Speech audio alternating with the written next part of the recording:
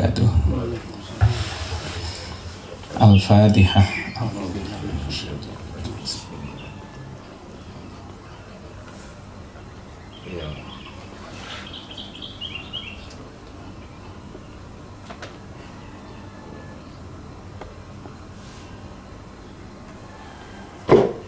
A'udzu billahi minasyaitonir rajim. Bismillahirrahmanirrahim. Alhamdulillahirabbil alamin. Allahumma shalli ala sayyidina wa maulana Muhammadin wa ala alihi wa sahbihi wa sallim ajma'in. Amma ba'du. Teman-teman yang dirahmati oleh Allah, puji syukur alhamdulillahirabbil alamin. Pagi hari ini kita melaksanakan kajian kita. Mudah-mudahan semuanya senantiasa dalam lindungan Allah Subhanahu wa taala. Amin ya rabbal alamin. Salawat dan salam mudah-mudahan tetap tercurah dan terlimpahkan ke haribaan junjungan kita Nabi Muhammad sallallahu alaihi wasallam yang mengajarkan kepada umatnya untuk senantiasa mengamalkan sunnah dan mencapai kehidupan yang sebaik-baiknya, ya, yang seindah-indahnya, sehingga nanti ketika kita dalam kondisi kalau sudah wafat, nah itu kita juga dibangunkan dalam kondisi yang sebaik-baiknya. Masya Allah ya. Bismillahirrahmanirrahim. Kita sapa dulu. Ada Kak Asdi. Ini beliau sudah berada di Korea, lagi melanjutkan studi. Semoga studinya, ambil PhD-nya diberikan kemudahan. Ada Pak Irman, ada Ustadz Baharudin, beliau di Ditlantas Polda. Terima kasih sudah hadir. Selamat pagi sambil bertugas. Ini yang pakai Samsung namanya siapa? Ya. Ada Ustadz Ari, ahlan wa sahlan bihudurikum ajmain, dan di sini ada Pak Musin dan Pak Mufid. Bismillahirrahmanirrahim. Kita lanjutkan. Babul ila'i wal dhihari wal kafarati. Babul ila. Bab ini menjelaskan tentang al-ila. Ila itu artinya adalah sumpah. Sumpah dalam kondisi biasanya emosi, kecewa dan sebagainya. Terus kemudian seorang laki-laki mengatakan kepada istrinya, kamu, saya bersumpah tidak akan menyentuhmu selama sekian waktu. Itu hukum asalnya seperti itu. Sedangkan zihar, kalau zihar itu menyandarkan istri, itu menyandarkan dia tidak mau menyentuh istrinya atau mengharamkan istrinya dengan menyamakan istrinya seperti ibunya. Nanti kita bahas di bawah. Wal kafaratu, yang ketiga itu adalah kafarot. Kafarot itu apa? Tebusan. Jadi orang kalau terlanjur ila itu harus ditebus, membuat tebusan atas sumpahnya. Begitu juga dengan zihar, itu juga wajib ditebus sehingga dia boleh menjadi halal lagi istrinya untuk disentuh meskipun tidak jatuh talak. Nah ini ya. Bismillahirrahmanirrahim. Al-ila'u lughatan al-yaminu, itu footnote-nya. Al-ila'u yang disebut dengan ila' lughatan secara bahasa itu al-yaminu, sumpah. Wa syar'an, dan secara syariat itu al-yaminu, sumpah ala tarki wat'iz zaujati, untuk meninggalkan menyentuh istrinya muddatan mahsusotan, dengan masa tertentu. Kalau para ulama itu maksimal menjauhi istri itu 4 bulan, nggak boleh lebih dari itu. Terus yang kedua, wadhihar, yang disebut dengan zihar itu adalah qaulur rajuli, ucapannya seorang laki-laki li zaujatihi, kepada istrinya, anti alayya ka dhahri ummi, kamu itu bagi aku sudah seperti ibuku. Artinya kamu itu haram saya sentuh, sakit apanya mas istilahnya ya. Karena saking marahnya begitu sehingga dia bilang kamu koyo mbokku, nah gitu ya. Kamu itu seperti ibu saya. Nah namanya ibu itu tidak boleh disentuh. Nah, begitu. Jadi itu namanya zihar. Itu dilakukan oleh orang-orang dulu termasuk para sahabat. Al-kafaroh, kemudian yang disebut dengan kafaroh tebusan itu minat takfiri dari dari kalimat at-takfir, tebusan. Wahia at-taghtiyah, yaitu untuk menutupi, menambal.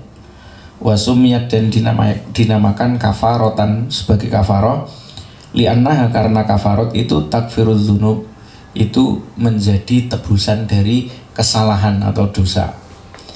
Wattafaqat, dan bersepakat al-a'immatu, para imam, ala annahu, bahwa sesungguhnya ketika orang idza halafa, ketika dia halafa bersumpah billahi kepada Allah azza wa jalla, Allah yujami'a zaujatahu, apabila dia tidak menyentuh istrinya, menyentuh dalam artian dalam ya, artinya berkumpul dengan istrinya, muddatan, di masa tazidu, yang lebih ala arba'ati asyhurin, lebih dari 4 bulan, kana mulian, maka dia itu disebut dengan ila, orang yang membuat sumpah ila.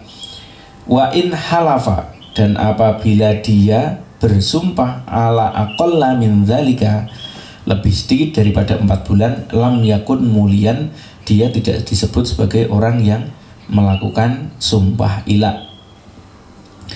Wa ala annal maula muli, wa ala annal muli, dan sesungguhnya seorang yang mengucapkan ila, sumpah itu tadi, idza fa'a lazimatu, idza fa'a, ketika dia memenuhi apa yang dia sumpahkan tadi, lazimatsu, maka wajib baginya kafarotun, kafarot yaminin, sumpah billahi kepada Allah azza wa jalla, illa fi qawli qadimi Syafi'i, kecuali di dalam qaul qadimnya Imam Syafi'i. Jadi sebelum dia menyentuh istrinya, dia harus membatalkan sumpahnya tersebut.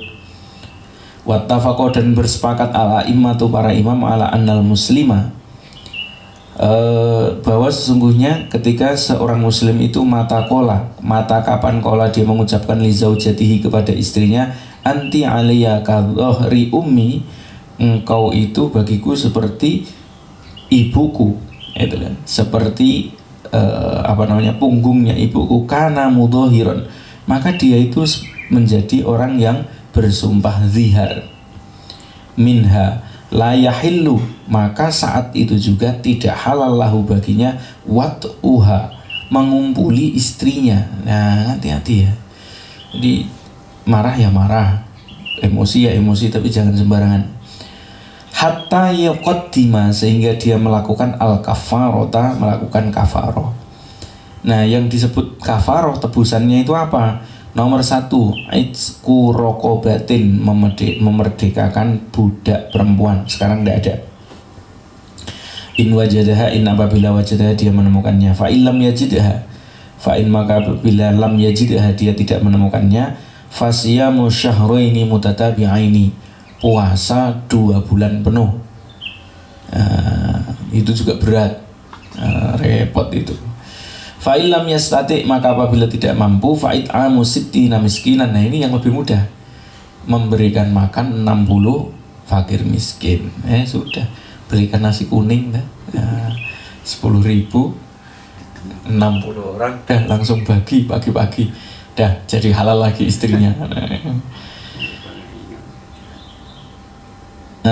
Wa ala annahu la yajuzu daf'u syai'in minal kafarati ilal kafiri wal harbi. Wa ala annahu, dan sesungguhnya la yajuzu, tidak boleh, daf'u syai'in, memberikan sesuatu, minal kafarati, dari kafarot. Artinya kalau memberikan makan itu tadi loh ya, yang 60 orang fakir itu loh ya, itu tidak boleh ilal kafiri, kepada orang non muslim, orang kafir.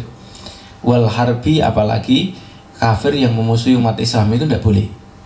Jadi ya harus orang Islam yang membutuhkannya, yang miskin.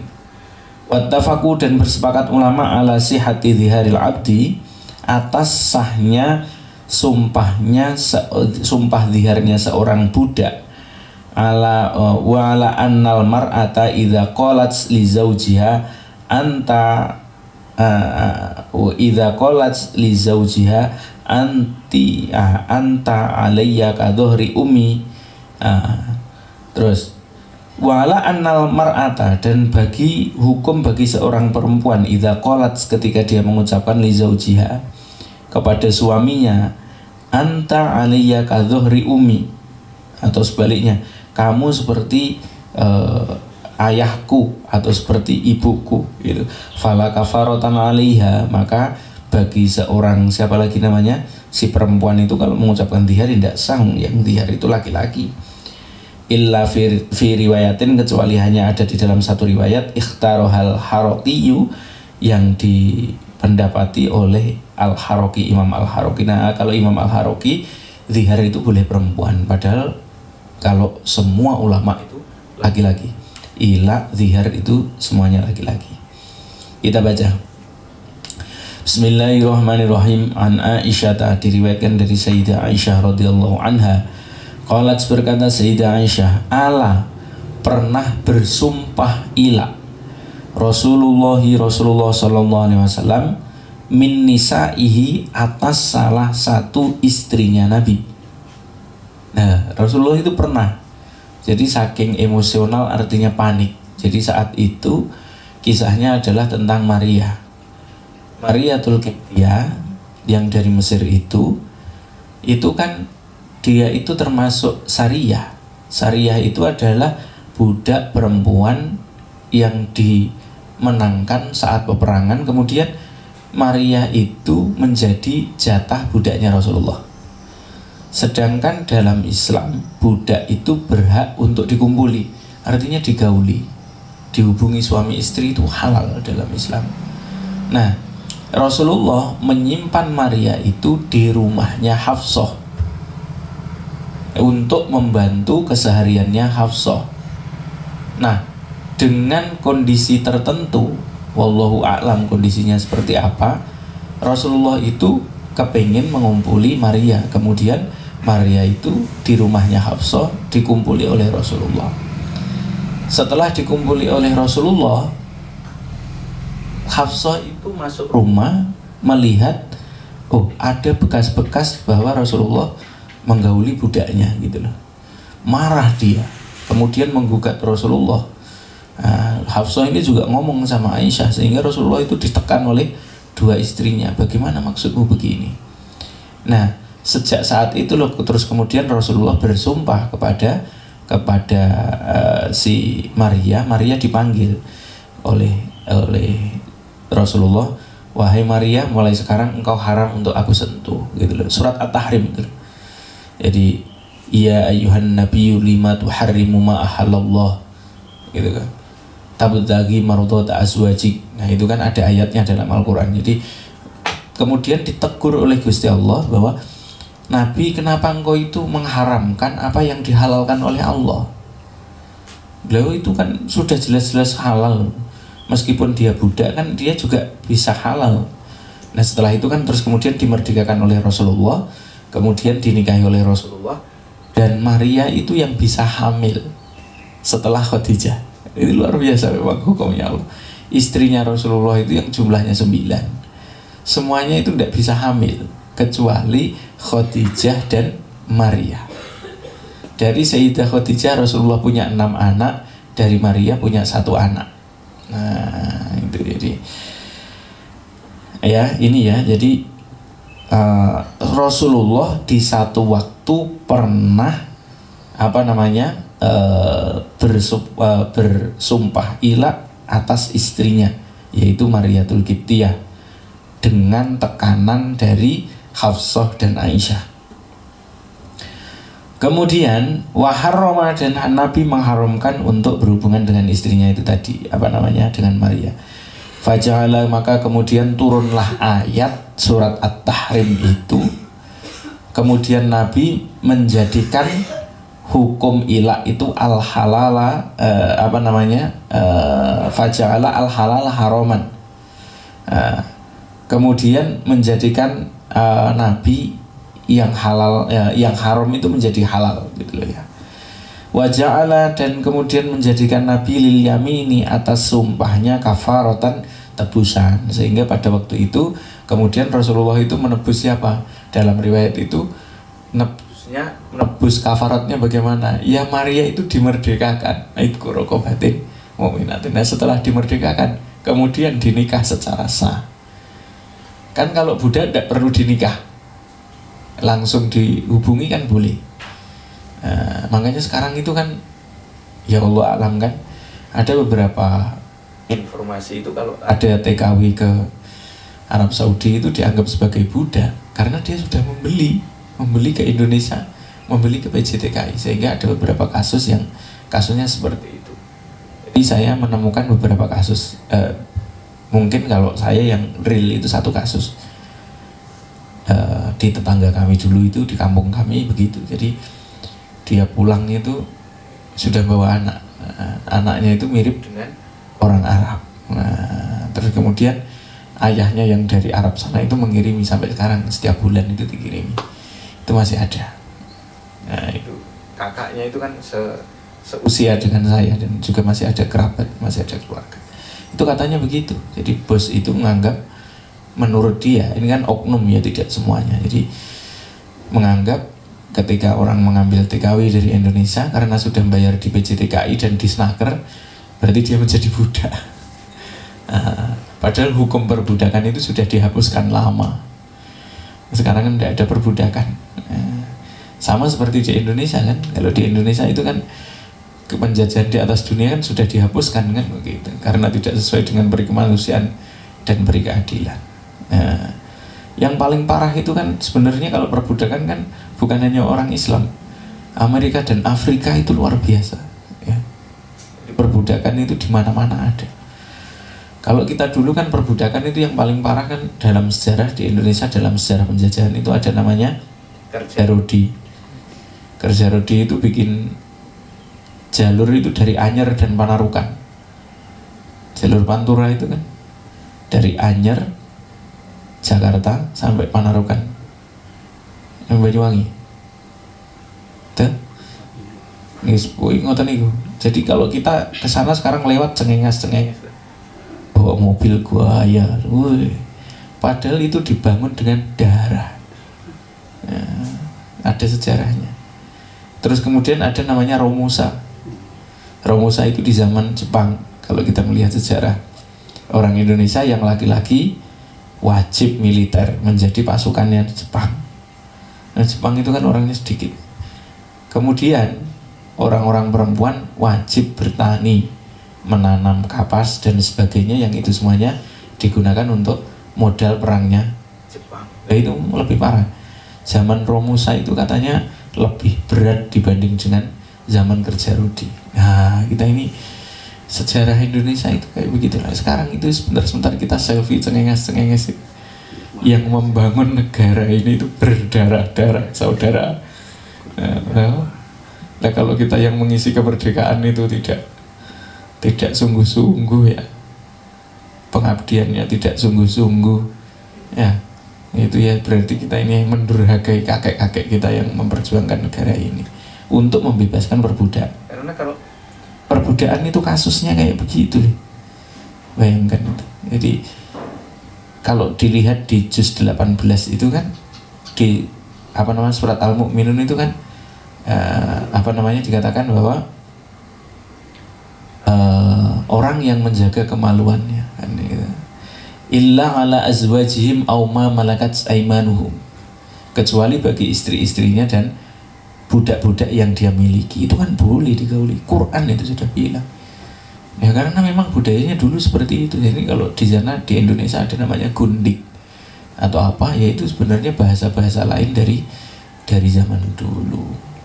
Selir itu kan sebenarnya ya kayak budak saja sebenarnya, hanya bedanya dia tidak dipekerjakan di dapur atau bagaimana, tapi pada dasarnya ya mirip-mirip lah. Nah kalau sekarang kan kita harus memuliakan wanita setelah Rasulullah. mau menikah ya harus dilamar ya pakai mahar, nah, begitu. Nah dah ya, kemudian setelah itu, setelah haram wa haroma faja'alal halala, nah, dari haraman yang diharamkan itu tadi, kemudian Nabi tebusannya. Itu surat At-Tahrim. Nanti kalau dibaca terjemahannya atau mau dibaca tafsirnya itu surat At-Tahrim, bagaimana kisahnya. Jadi kasus dalam keluarga kita itu tidak pernah serumit keluarganya Rasulullah. Serumit-rumitnya keluarga kita tidak pernah serumit keluarganya Rasulullah. Keluarganya Rasulullah itu rumit ya, ngaturnya rumit. Nah istrinya 9 rewel semua gitu. Merasa, apalagi dengan hadisul ifki. Setelah ini kan kejadian hadisul ifki, Aisyah yang dituduh selingkuh itu kan, dituduh melakukan perbuatan yang tidak benar itu kan. Masya Allah, itu dalam Al-Quran diceritakan itu kejadiannya itu sampai 2 bulan lebih. Ayat tidak turun, malaikat juga tidak turun. Jadi Rasulullah itu bingung memutuskan itu. Ya namanya ukul a'radil basyariyah. Tiba-tiba Rasulullah itu dibikin oleh Allah tidak bisa melihat kenyataan. Nah kan kalau orang sakti itu kan bisa melihat masa lalu, masa depan kan begitu. Mukjizatnya Rasulullah kan begitu, bisa melihat masa depan, tapi itu kan binadrillah, dengan pandangannya Allah. Nanti kalau hari kiamat ada kejadian begini.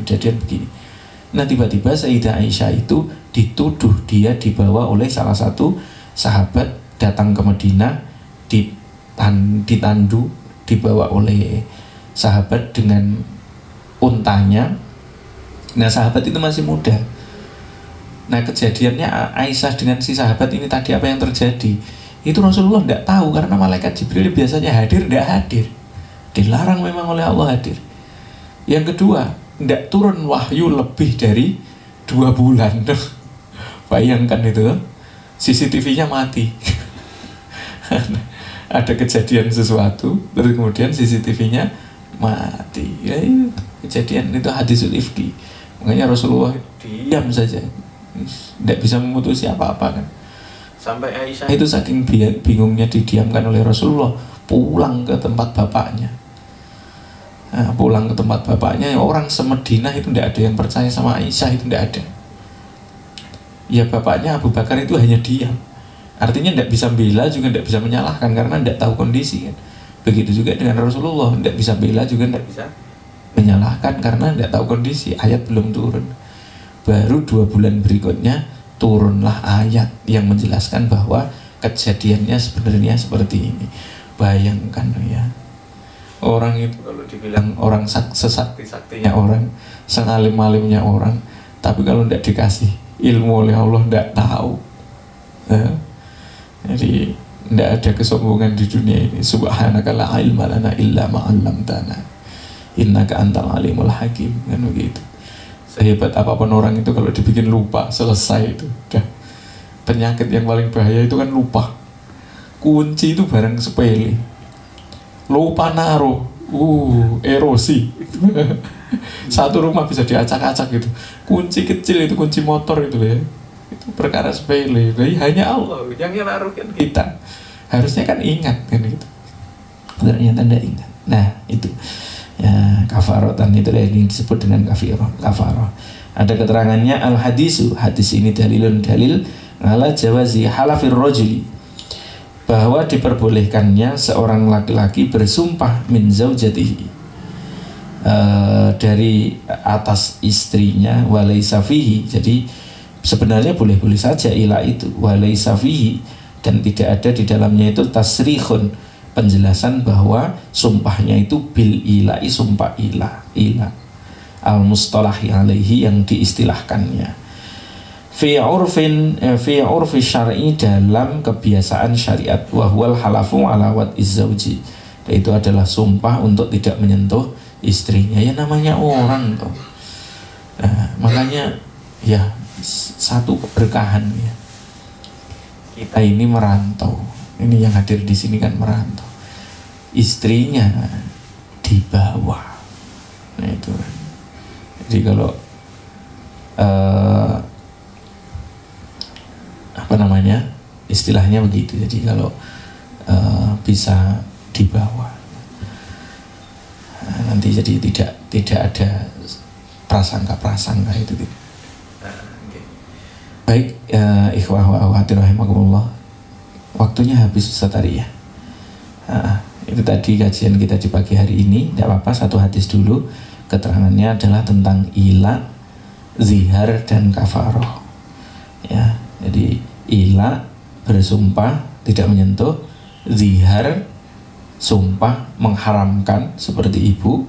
Kalau itu sudah mengharamkan. Kalau yang satu itu kan tidak menyentuh dengan masa kan. Saya tidak akan menyentuhmu 4 bulan kan begitu. Kalau yang kedua memang haram, sudah tidak akan saya sentuh lagi. Nah yang ketiga itu adalah kafaroh, cara menebus sumpah-sumpah tersebut. Nanti kita lanjutkan di pertemuan yang akan datang. Wallahu a'lam bishawab. Mudah-mudahan semuanya selalu dalam lindungan Allah, dimudahkan semua urusannya, dan diizinkan berbahagia bersama keluarganya. Nanti insya Allah Kasti seluruh keluarganya juga dibawa ke Korea dengan lancar. Amin ya rabbal alamin. Al-Fatihah.